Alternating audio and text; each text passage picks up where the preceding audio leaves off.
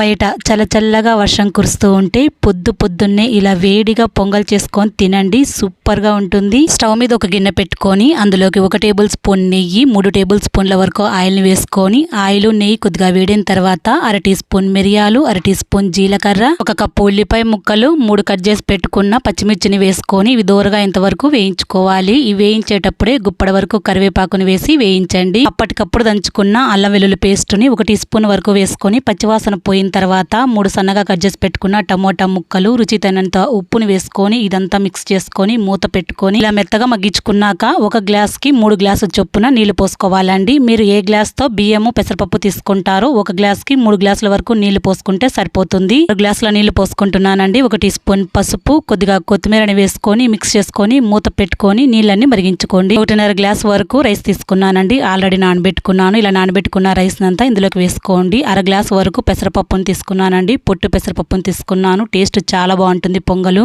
పెసరపప్పును నానబెట్టుకొని వేసుకోండి, తొందరగా ఉడుకుతుంది. ఇదంతా కలిసేట్టుగా బాగా కలుపుకొని మూత పెట్టుకొని మెత్తగా ఇంతవరకు ఉడికించుకోవాలి. మీకు ముద్దలాగా మెత్తగా కావాలంటే ఒక కర్రతో అదంతా మెదుపుకోండి. అంతేనండి, ఎంతో కమ్మటి పొంగల్ రెడీ అయిపోతుంది. ఈ పొంగల్లోకి పల్లి చట్నీ వేసుకొని తింటే సూపర్ గా ఉంటుంది. ఒకసారి ఈ మెత్తలో ట్రై చేయండి.